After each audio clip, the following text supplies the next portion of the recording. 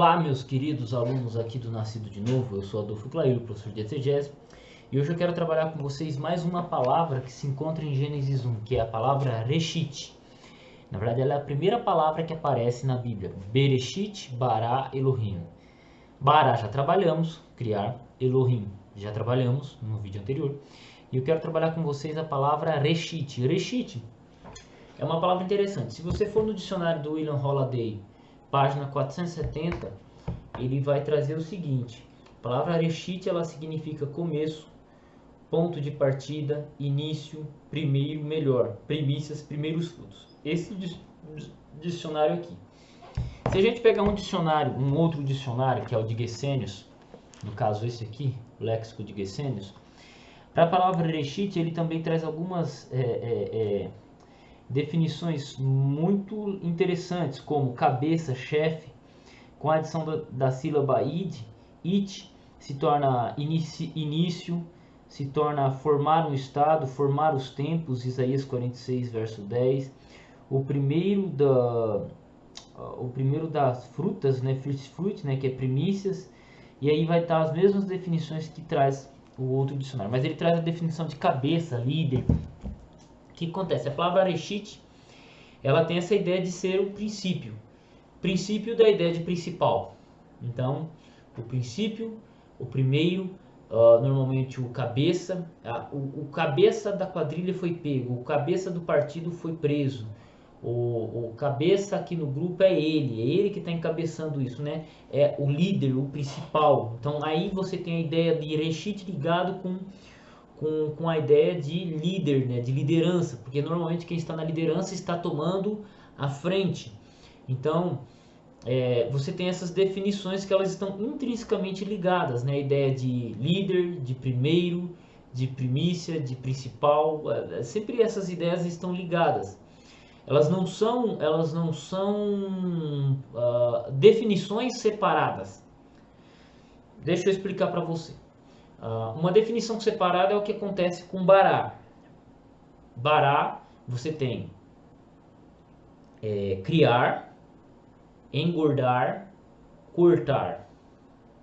Veja, você tem três ideias, né, diferentes. Você também tem a palavra arar, né, plantar terra e por aí vai. Então, você tem ideias que elas têm algumas coisas correlatas, mas elas são ideias distintas, né? Se eu falar para você engordar e criar, na sua lógica hoje vai fazer uma diferença muito grande, porque são ideias diferentes. Quando a gente vai para o hebraico, para a cultura hebraica, já não é tanta, mas ainda assim são ideias diferentes. Agora, é diferente quando você pega, por exemplo, a palavra Reshit, que significa princípio, e pode ser significado também como líder ou como primogênito. Porque é o primeiro, tudo isso aqui está relacionado com aquele que vem primeiro, com aquele que está na frente, que está com a primazia, né? Entende? Então, é uma coisa muito legal a se observar. Existem palavras que elas vão ter definições completamente diferentes, né? Que aí é chamado de polissemia. E você vai ter palavras que têm significados diferentes, mas eles estão entrelaçados, ligados. Por exemplo, no grego, temos a palavra pyro, que significa fogo, né? O pyros significa fogo. Mas você tem a palavra pyro que pode significar vermelho. Por quê? Porque o fogo é cor vermelho, né? Nós hoje temos um fogo azul e tal, por causa de outros gases, mas o fogo essencialmente ele é vermelho. Quando a cor que a gente liga com fogo é vermelho ou laranja.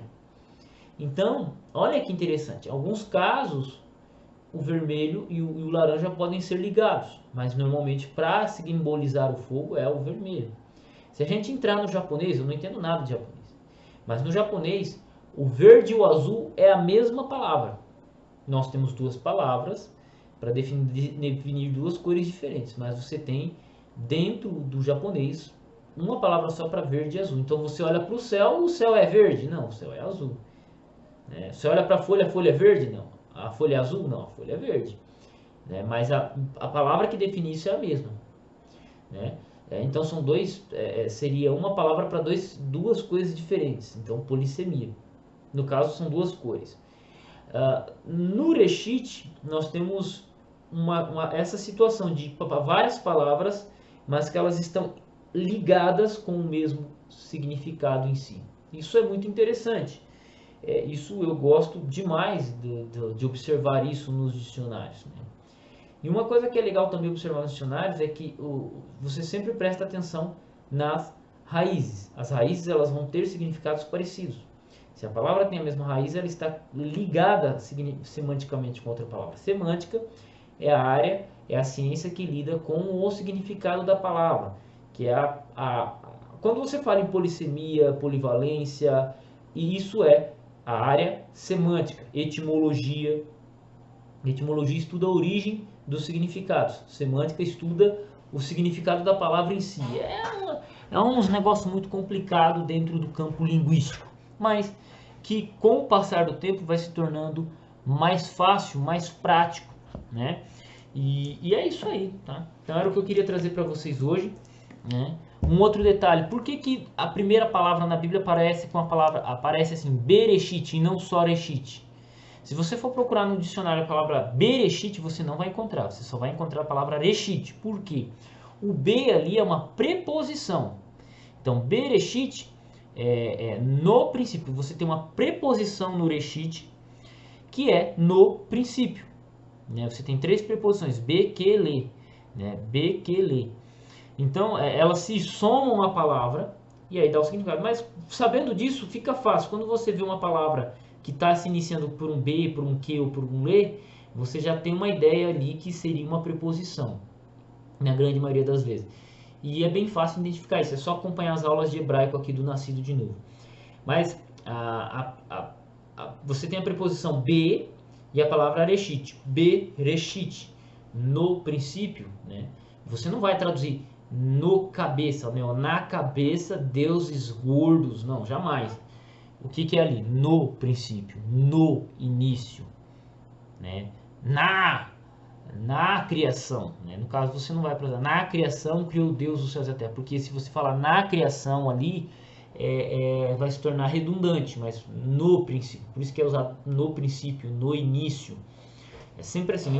Dificilmente alguma tradução vai trazer palavras diferentes disso, porque de fato ali é o ponto inicial de tudo, no princípio, Bereshit, no princípio, Bereshit. Então já fica essa dica de preposição, já fica essa dica dessa palavra, página 470 do léxico do William Holiday, e por aí vai.